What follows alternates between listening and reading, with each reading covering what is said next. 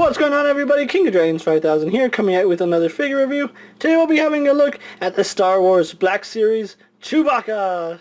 Chewie, in case you didn't know, that's what his friends call him. But anyway, here we have Chewie in the packaging. You can see his bowcaster right here on the side. An image of Chewbacca here. He is the 5th figure of the line. On the back, no real read-up of Chewie, just a little bio of him. It just says Chewbacca, faithful first mate and co-pilot. Chewbacca has loyally stood by his captain's side through the twisting fortunes of a galaxy in turmoil. And then once again the same image of Chewbacca that we saw on the front. On the side it just says Chewbacca in red, and I'm not sure if you can see that, but in a lighter gray it says Chewbacca on the side as well. Really excited to have this guy. So what I'm going to do now is take a little break, get Chewie out of the packaging, and then we'll go on to the rest of the review. So sit tight, everyone. And so here we have Chewbacca posing out of the packaging. Now before we get on to the figure, let's get a good 360 of him. Right off the bat, I'm going to say this is a really nice figure. I'm really glad I picked up Chewie. I actually missed out on the first Chewbacca figure in the 6-inch scale, but overall I think this is a much better Chewbacca. There are some slight differences between the two, other than just paint. But before we get on to Chewie, he does come with his bowcaster. Now when you get it out of the packaging, it does come in 2 parts. But you can see that there's a little tab here and a little notch right there. Just go ahead and line those up, put them together, and there you have his bowcaster. And if you can't tell, yes, it is warped out of packaging. It is made of this really soft plastic. I kind of wish they went with a more sturdier plastic, even at this part. A little hot water or hairdryer will fix that right up, but as it stands, it's a really nice accessory, and it does fit in his right hand actually. So just go ahead and slide that in. It's a little tricky getting into his hand, but like I said, it's tricky because this is a soft plastic, and then the hand is also kind of soft, so put 2 and 2 together, and it's not the easiest fit in the world. And I'm moving my backdrop, but once you get it in, he's holding it, and it is really warped. Look at that. Kind of wish they went with a more sturdy plastic for his bowcaster, but anyway, it completes the look, and you can have him with these two-handed poses if you really wanted to. I'm not trying my hardest to get him into these two-handed poses, but you can see what I mean. Now, besides having Chewie, he is actually a significantly tall figure compared to the other figures in the Black Series. Let's actually get him standing straight up. I actually had his knees bent a little. Now let's bring out somebody for a size comparison. The Wholesome Stormtrooper, and as you can see, Chewie is towering over the Stormtrooper. I mean, look at that. He's like 3 helmet sizes taller than the Stormtrooper, and he's just a really massive figure. I mean, Captain Phasma was tall, but I think Chewie is much taller than Phasma. I should have got Phasma out for a size comparison, but just to show the scale, here we have, and it's just night and day. I'm glad that Chewie is like this really, really massive figure. You know, what is Chewbacca if he's not a Wookiee, who is supposed to be close to 7-8 feet tall? But he's a really good looking figure. One problem I do have is that the bandolier is not sculpted onto him. It's basically a free floating piece, so you can tuck it under his hair, and I think there's some parts in which you can see that the hair actually coincides with the bandolier, so there might be a proper way on how you have the bandolier on Chewie. But anyway, moving on to some of his detail. Let's go on to his face. And like I said, I really do like this face sculpt over the first Chewie head sculpt. The first Chewie head sculpt had his mouth open, supposed to be roaring, but it looked more like a lazy yawn. He does kind of look cross-eyed, and that's a problem I saw with every Chewie, is that all the eyes are not painted perfectly, but it's something you just gotta live with or without. But his face, other than that, is painted wonderfully. You can see the black does transition well into his fur. You can see the brown and blacks work together, and there's also some lighter brown in his fur if you can pick that up.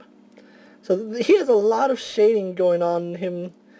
Probably one of the most detailed in terms of shading, and his Sasquatch feet.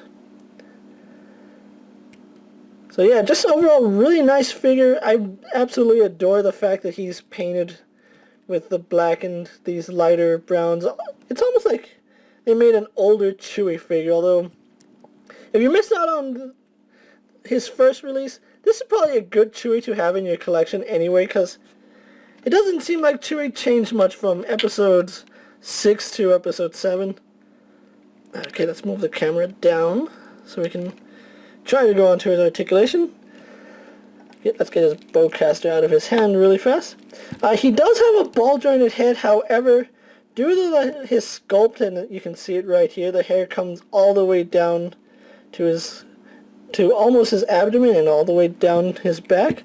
So you really can't do much with his head. It is on a ball joint, so he does have some up and down movement, some side to side. But other than that, you're going to be fighting it more than anything, and mine's a really stiff ball joint. So yeah, that's about how far you're going to turn his head. So not much posability on his head. Let's actually get his bandolier back on him. So he is really limited on his head movement. But okay, there we go. No, the bandolier isn't set right. Like I said, it does appear that there is a proper way to set his bandolier on him. You just gotta figure out the piece. But yeah, ball jointed head, severely limited by his head sculpt, but his arms work fabulously. They go out, do a full 360. He spins and bends at the elbow, and these are softer plastic, so you don't have to worry about these breaking off. They will bend to your wishes. He has a swivel in the wrist, as well as a hinge. Once again, his fur is soft at where it meets, so it's the same for both arms. Hinge wrists. I think his abdomen is on a ball joint. I can't tell. It's either his waist or an abdomen is on a ball joint, because he does spin at the waist, he spins at the abdomen, and he does have some movement.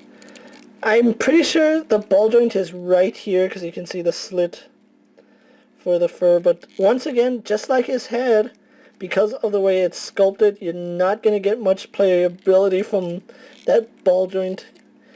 Might actually just be a swivel, I'm not sure. I'm not going to try forcing it because I don't want to break Chewie. Legs go forward, back, and out to about that far. He spins at the thigh. Single jointed in the knee, as well as spinning at the knee. I have a problem with that because he has a thigh swivel and spins at the knee. If you have a thigh swivel, you don't need the spinning knee, and ergo, if you have the spinning knee, you don't need the thigh swivel, but whatever. And he does have a hinged ankle, but the fur on his leg does seem to be more dense. It is a softer plastic, but it's a little more dense than his arm, so you're not going to get much play out of the hinge, but he does have a rocker ankle. So you can still get him in those wider leg poses. But anyway, that's Chewie for you. So what I'm going to do now is get him posed for my final thoughts. Then we'll wrap up this review, so sit tight everyone. So here we have Chewie posed for my final thoughts, and overall he's a really good figure. He's not a perfect figure by any stretch of the imagination, but he's still a really good figure. I do have some problems with his articulation, because some of it is hindered by the fur, like his legs. You can't really get him going too far forward because of his fur. This leg, no problem. And then his ankles seem to have like really little articulation due to sculpt. And then his head, I get what they were going for, but they could have made his head a softer plastic. That's just my 2 cents. I think Chewie would have been much better if his head was a softer plastic, the bowcaster was a harder plastic, and the bandolier maybe fit a little bit better on Chewie, because as it stands right now, it is loose on him.